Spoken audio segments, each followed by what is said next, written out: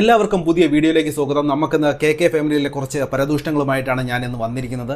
നമ്മൾ ഈ പുറമേ നിന്ന് നോക്കുമ്പോൾ ഭയങ്കര ഇംഗ്ലീഷ് കൾച്ചറും പിന്നെ അടിപൊളി ലൈഫും പിന്നെ കാശോട് കാശ് എന്നൊക്കെ തോന്നുമെങ്കിലും കെ ഫാമിലിയുടെ അപ്പച്ചിയുടെയും അവരുടെ പുതിയ മരുമകൻ അശ്വിൻ്റെ അവസ്ഥ കണ്ടിട്ട് കേരളത്തിലെ സാധാരണക്കാരായ പ്രേക്ഷകർക്ക് തോന്നുന്നത് വെറും പുച്ഛവും സഹതാവും മാത്രമാണ്. ആ രണ്ടുപേരും ആ വീട്ടിൽ പെറ്റി കിടക്കുവാണോ എന്നൊക്കെ നമുക്ക് തോന്നിപ്പോകുന്ന തരത്തിലാണ് അവരെ മറ്റുള്ളവർ ട്രീറ്റ് ചെയ്യുന്നത്. ഇവർ ഈ കാണിച്ചു കൊടുക്കുന്ന ഫോട്ടോഷൂട്ടുകളും വീഡിയോസും ഒക്കെ കാണുമ്പോൾ നമ്മൾ വിചാരിക്കും അവിടെ എല്ലാവർക്കും ഒരേ സ്ഥാനമാണെന്നും ഭയങ്കര സ്നേഹമാണെന്നും ഒക്കെ. പക്ഷേ സത്യം അതല്ല. ഇവർ ഈ കാണിക്കുന്ന വീഡിയോകളിലും വ്ളോഗുകളിലും ഒക്കെ ഇതാ ഞങ്ങളുടെ അപ്പച്ചി എന്നൊക്കെ പറഞ്ഞ് ഭയങ്കര സ്നേഹം കാണിക്കാറുണ്ടെങ്കിലും സത്യം പറഞ്ഞാൽ ഈ അപ്പച്ചി അവിടുത്തെ ഒരു മെയിൻ കുക്കും വെറും ഒരു ഹെൽപ്പറും ഒക്കെയാണ്. ഈ പറയുന്ന അപ്പച്ചിക്ക് വലിയ ബോധമില്ല എന്നതാണ് ഏറ്റവും വലിയ സങ്കടകരമായ കാര്യം. ആ വീട്ടിലെ 5 തടിമിടുക്കുള്ള പെണ്ണുങ്ങൾക്കും ഒരു പുരുഷനും 3 നേരം വെട്ടി വിഴുകാനും ബിരിയാണിയും സലാഡും ഒക്കെ ഉണ്ടാക്കി കൊടുക്കണമെങ്കിൽ ഈ പ്രായം ചെന്ന ഈ അപ്പച്ചി തന്നെ വേണം. എല്ലാവരും തിന്നു കഴിഞ്ഞ് അവരുടെ പ്ലേറ്റ് എടുത്ത് കഴുകാനും തുണി അലക്കാനും നിൽക്കുന്ന ഒരു പാവം ആശ്രിതയാണ് അവർ.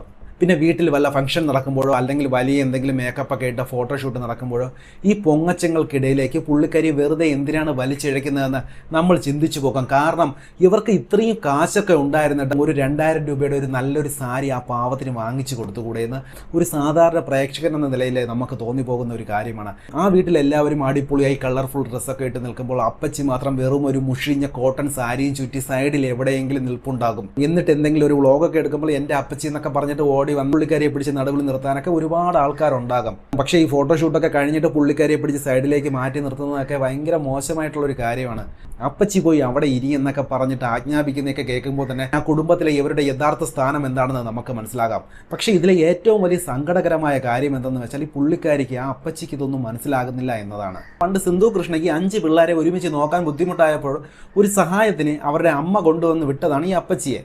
പക്ഷേ ഇപ്പോൾ അവരുടെ അമ്മൂമ്മയ്ക്ക് വയസ്സായിട്ട് അവരിപ്പോൾ വീൽ ചെയറിലിരിക്കുന്ന ഒരു അവസ്ഥയിൽ അവരെ നോക്കാൻ ഇപ്പോൾ ആരും ഇല്ലാത്തൊരവസ്ഥയിലാണ് പുള്ളിക്കാരി ഇപ്പോൾ ഇരിക്കുന്നത്. ഇപ്പോൾ ഇത്രയും കാലമായില്ല, ഇനി ആ അമ്മൂമ്മയ്ക്ക് കൂട്ടിന് ഈ അപ്പച്ചി അങ്ങോട്ട് വിട്ടിരുന്നെങ്കിൽ അവർക്ക് അങ്ങോട്ടും ഇങ്ങോട്ടും കഞ്ഞിയും പേറും ഒക്കെ വെച്ച് വർത്തമാനമൊക്കെ പറഞ്ഞിരിക്കാമായിരുന്നല്ലോ. ഇതിപ്പോൾ അപ്പച്ചിക്ക് ഫുൾ ടൈം 5 പെണ്ണുങ്ങൾക്ക് വേണ്ടിയിട്ട് അടുക്കളയിൽ പണിയെടുക്കണം. ആ അമ്മയ്ക്കാണെങ്കിൽ 8 മാസത്തോളം ഒറ്റയ്ക്ക് കിടന്ന തൻവിയാണെങ്കിൽ കാനഡയിലായിരുന്നല്ലോ. പിന്നെ തൻവി കാനഡയിൽ നിന്ന് ഡെലിവറി കഴിഞ്ഞ് വന്നപ്പോൾ ആ അമ്മൂമ്മയാണ് ഇപ്പോൾ വീൽ ചെയറിൽ വെച്ചിട്ട് ആ കൈക്കുഞ്ഞിനെ നോക്കുന്നത്. ഈ അപ്പച്ചി അങ്ങോട്ട് വിട്ടിരുന്നുവെങ്കിൽ ആ അമ്മൂമ്മയ്ക്ക് അതൊരു വലിയൊരു ആശ്വാസമായേനെ അല്ലേ. സോഷ്യൽ മീഡിയയുടെ മുന്നിൽ വന്ന് വലിയ മര്യാദയൊക്കെ കാണിച്ച് സംസാരിക്കുന്ന ഈ ആളുകൾ ഇത്രയും ഇടുങ്ങിയ ചിന്താഗതിയോടുകൂടി സ്വന്തം കാര്യത്തിന് വേണ്ടി മാത്രം ജീവിക്കുന്നത് കാണുമ്പോൾ ശരിക്കും അറപ്പാണ് തോന്നുന്നത്. അവസാനം എന്തെങ്കിലും പറ്റിക്കഴിയുമ്പോൾ അപ്പച്ചി അങ്ങനെയായിരുന്നു, അപ്പച്ചി ഇങ്ങനെയായിരുന്നു എന്നൊക്കെ പറഞ്ഞ് കരഞ്ഞുകൊണ്ട് കണ്ടോളൻസ് വീഡിയോ ഇടാനൊന്നും ഇവർക്ക് ഒരു മടിയും ഉണ്ടാകില്ല. ഇനി നമുക്ക് രണ്ടാമത്തെ ക്യാരക്ടറായ അശ്വിൻ്റെ കാര്യത്തിലേക്ക് വരാം. ഈ പറയുന്ന അശ്വിൻ്റെ അവസ്ഥ കണ്ടാൽ വെറും ഒരു ഡമ്മി പീസാണെന്ന് നമുക്ക് തോന്നിപ്പോകും. നമ്മുടെ ഈ മഹാഭാരതത്തിലെ ദ്രൗപദിയുടെ രണ്ടാമത്തെ ഹസ്ബൻഡായിട്ടുള്ള ഭീമസേനനെ പോലെയാണ് ഇപ്പോൾ അശ്വിൻ്റെ ലൈഫ്. പുള്ളി ദിയയുടെ ലൈഫിലേക്ക് ഒരു സെക്കൻഡ് ഓപ്ഷനായിട്ടാണ് വന്നത്. ദിയയുടെ ആദ്യത്തെ കാമുകൻ്റെ തേപ്പ് കിട്ടിയിരിക്കുന്ന സമയത്ത് ആ ഒരു പ്രണയ പ്രതികാരത്തിൻ്റെ ഇരയായി തീരുകയായിരുന്നു നമ്മുടെ അശ്വിൻ. യാതൊരു ചിന്തയുമില്ലാതെ ചാടിക്കയറി എവരുടെയൊക്കെ ലൈഫിൽ പെട്ടുപോയതാണ് കക്ഷി. കല്യാണം കഴിയുന്നതിന് മുമ്പ് തന്നെ പുള്ളിക്ക് അത്യാവശ്യം IT-യിലൊക്കെ നല്ല ജോലിയൊക്കെ ഉണ്ടായിരുന്ന ആളാണ്. പക്ഷേ കല്യാണം കഴിഞ്ഞതോടെ ജോലിയും കളഞ്ഞ് ദിയയുടെ കൂടെ വ്ളോഗും ചെയ്ത് നടക്കുകയാണ്. ദിയയാണെങ്കിൽ അവിടുത്തെ മെയിൻ ബോസ്. ഫുൾ ഡോമിനേഷൻ ദിയയുടെ വകയാണ്. അശ്വിൻ എന്ത് ചെയ്യണം, അശ്വിൻ ആരോട് സംസാരിക്കണം, സ്വന്തം വീട്ടുകാരോട് എങ്ങനെ ഇടപെടണം എന്നൊക്കെ തീരുമാനിക്കുന്നത് അവിടെ ദിയയാണ്. അശ്വിന് സ്വന്തമായിട്ട് ഒരു അഭിപ്രായം പറയാനുള്ള സ്പേസ് പോലും അവിടെയില്ല. ഒരു പൂച്ചക്കുട്ടി ഹസ്ബൻഡിനെയാണ് ദിയ ആഗ്രഹിച്ചത്. അശ്വിൻ കൃത്യമായിട്ട് ആ റോളിലേക്ക് മാറിക്കൊടുത്തു. പിന്നെ ഈ അടുത്തായിട്ട് നടന്ന കുട്ടിയുടെ ബർത്ത്ഡേ വീഡിയോ കണ്ടവർക്കറിയാം അശ്വിൻ്റെ യഥാർത്ഥ അവസ്ഥ. അശ്വിൻ എങ്ങനെയൊക്കെയോ തിക്കിത്തിരങ്ങി ക്യാമറയുടെ ഫ്രണ്ടിലേക്ക് വരാൻ നോക്കുന്നുണ്ട്. പക്ഷേ കുട്ടിയെ എടുക്കുന്നതും കേക്ക് മുറിക്കുന്നതും ഒക്കെ അപ്പൂപ്പനായ കൃഷ്ണകുമാറാണ്. കുട്ടിക്ക് പോലും അച്ഛനോടല്ല അപ്പൂപ്പനോടാണ് സ്നേഹം. അശ്വിൻ അവിടെ ശരിക്കും ഒരു സൈഡായി പോയി. ഒരു അച്ഛൻ എന്ന നിലയ്ക്ക് പോലും അശ്വിൻ്റെ സ്ഥാനം അവിടെ രണ്ടാമതാണ്. പിന്നെ സാമ്പത്തികമായിട്ട് നോക്കിയാൽ പോലും ദിയയ്ക്കാണല്ലോ മെയിൻ പവർ. പിന്നെ മാസം ലക്ഷങ്ങളല്ല യൂട്യൂബിൽ നിന്ന് വരുന്നത്. അപ്പോൾ പിന്നെ ദിയയുടെ പുറകെ നടക്കുക എന്നതല്ലാതെ വേറൊരു ഓപ്ഷൻ അശ്വിനില്ല. ഒരു സാധാരണ ഹസ്ബൻഡ് രാവിലെ പണിക്ക് പോയി വൈകുന്നേരം തിരിച്ചു വരുന്ന ഒരു ലൈഫൊന്നും ഇനി അശ്വിന് സ്വപ്നം പോലും കാണാൻ പറ്റില്ല. പിന്നെ യൂട്യൂബ് വരുമാനത്തിന് മുമ്പിൽ അശ്വിൻ്റെ IT ജോലിക്കൊന്നും വലിയ വിലയില്ലെന്ന് ദിയ തീരുമാനിച്ചുറപ്പിച്ചു കഴിഞ്ഞു. ഇനി വരാൻ പോകുന്ന അളിയന്മാരുടെ, അതായത് വരാനിരിക്കുന്ന മരുമക്കളുടെ അവസ്ഥയും ഇതൊക്കെ തന്നെയാകും.